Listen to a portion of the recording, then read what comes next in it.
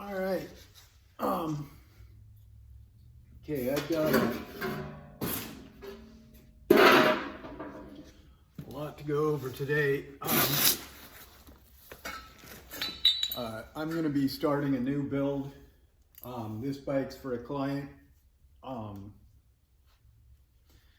And I normally don't do custom builds. But this guy got a hold of me and really wanted to get his bike done. He just acquired the bike like this. So it's he just wanted me to do it up and get it running, not painted. I mean, it's not going to get painted and detailed out. So basically it's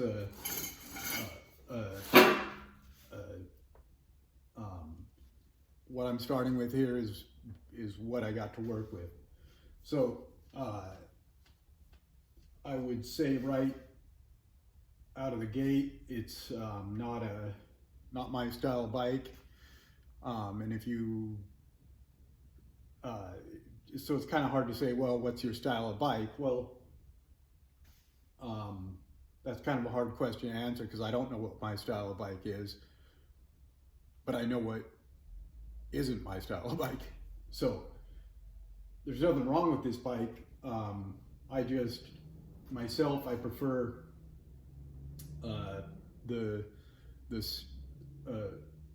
I prefer the stock dimension, a stock dimension frame.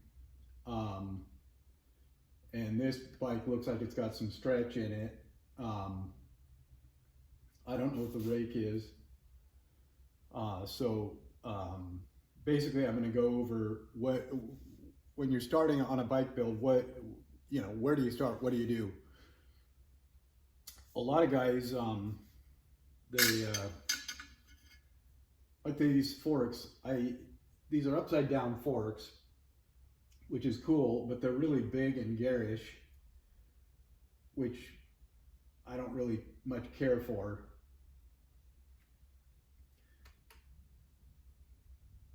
I don't know, can you see those handlebars? Maybe I'll tilt this up a little bit.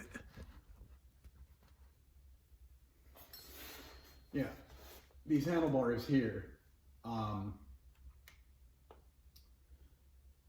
don't know, whoever designed these handlebars, you should be arrested and charged with a crime. I mean, they are the most god-awful things I've ever, I just get mad looking at them.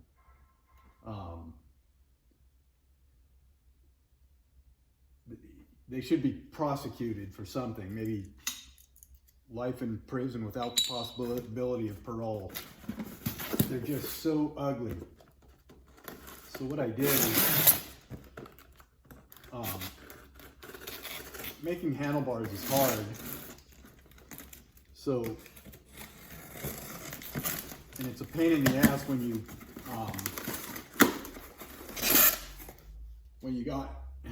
if you don't have handlebars on the bike and you go to move it around,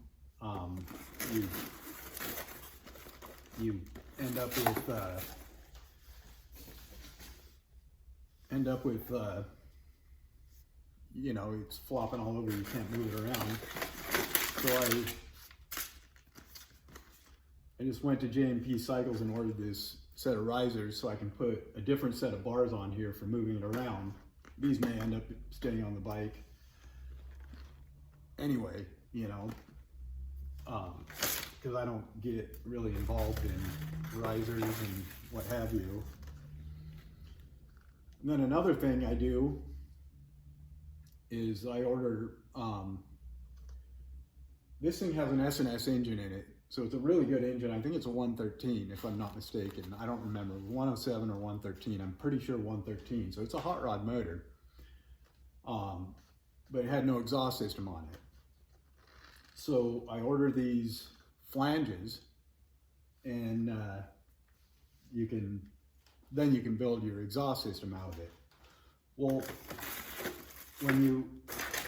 because you gotta plan on you're going to be bolting and unbolting the exhaust time after time after time.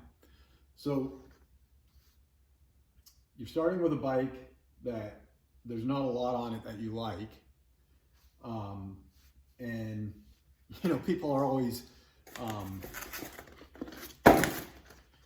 you know, like on the TV shows and whatnot, they're like, yeah, I just sat down with the client and at the cafe and we took a napkin out and drew a picture, and that's how they designed their bike.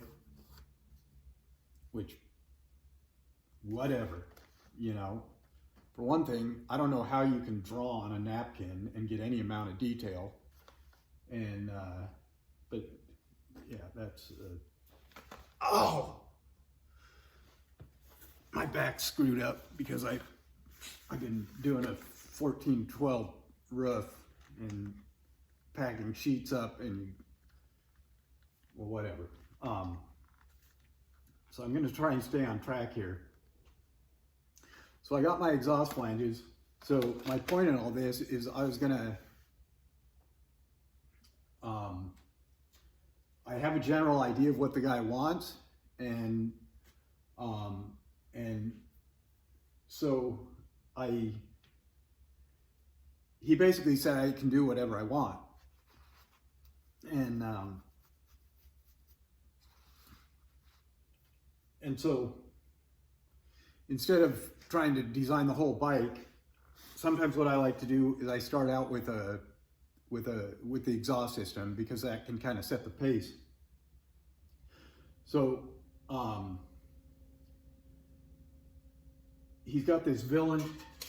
He had a Villain tank, a Jesse James Villain tank, and I don't like it.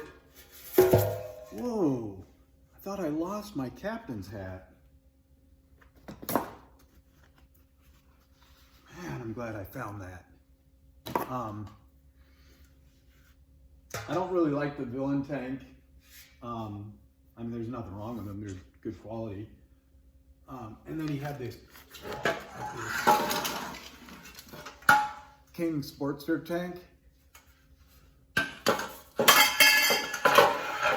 don't really like that either. It had this goofy headlight. And this is just a pile of shit. I don't even know what. So the point is you can start out with the exhaust system. And so I ordered from Burns Stainless. I like to use Burns because they have really good quality stainless. And I get 16 gauge 304 stainless.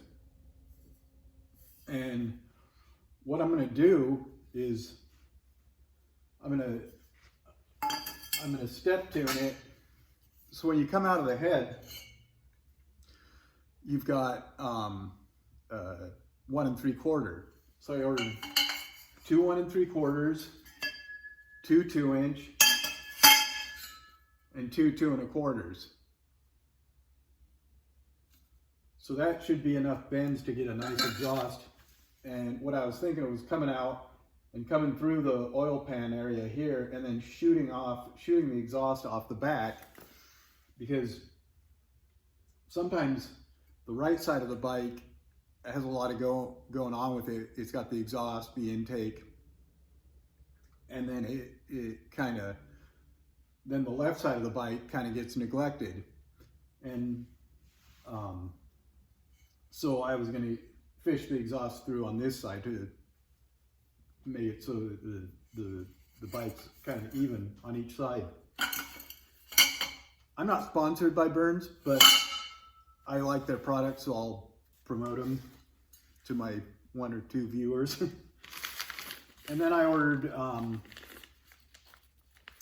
beehive springs, so when you do your connectors, you can have springs for expansion and contraction. So if there's slip joints, which you won't have slip joints on stainless, if you have like 3 or 4 feet of exhaust and it's all welded together, stainless expands and contracts, and you'll end up having cracks if you don't give it a place to move.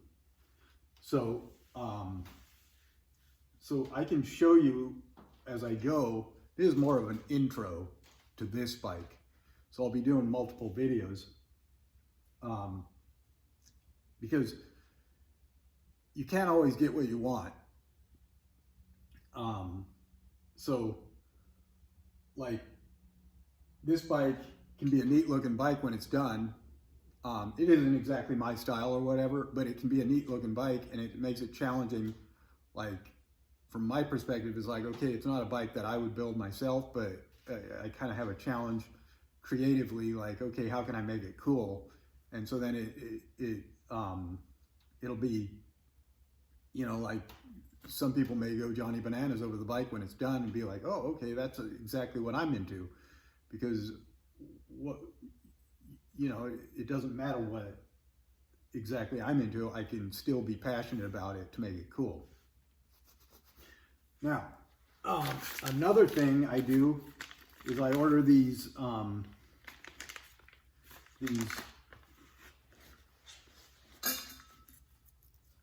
the chassis shop out of, I think they're in Chicago. I order these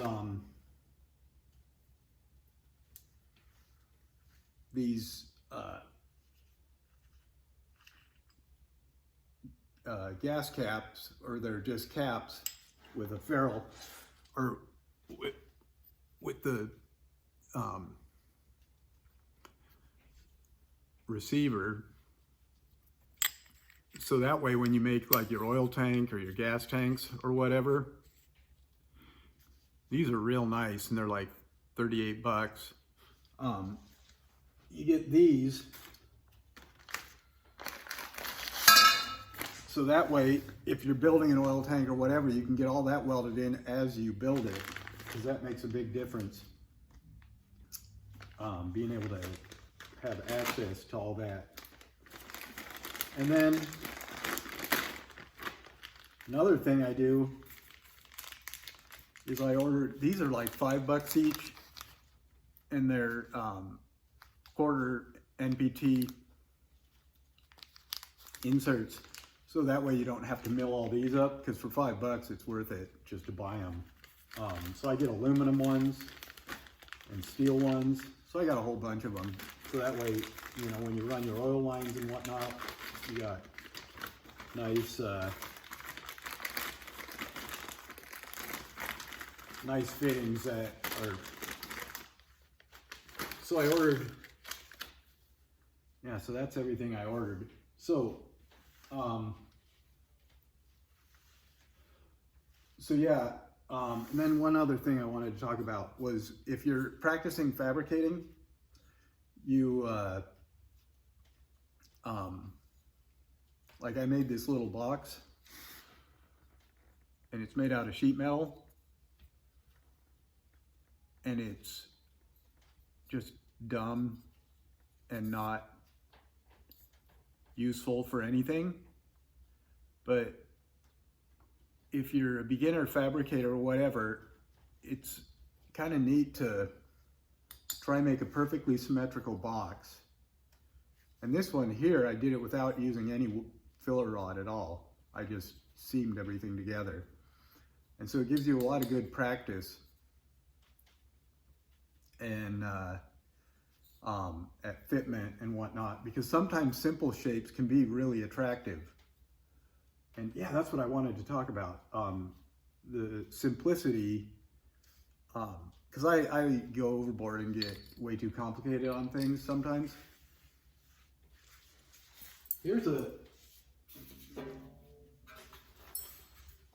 a gas tank I was making, and this is a very simple design.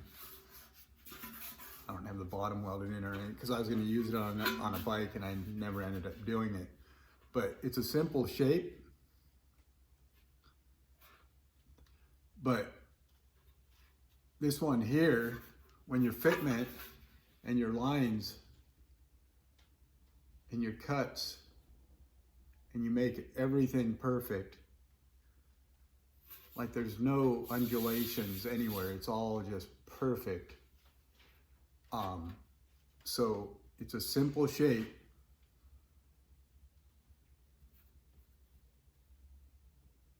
but yet all the lines are perfect. It makes for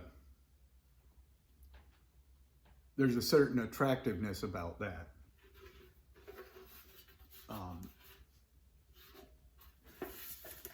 So I might be getting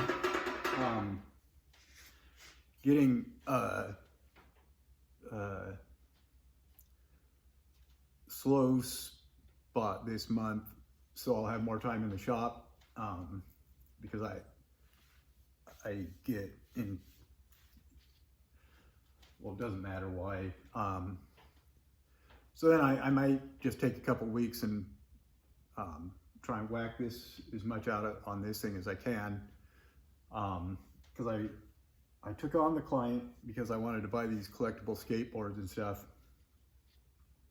and you know, to make a few extra bucks.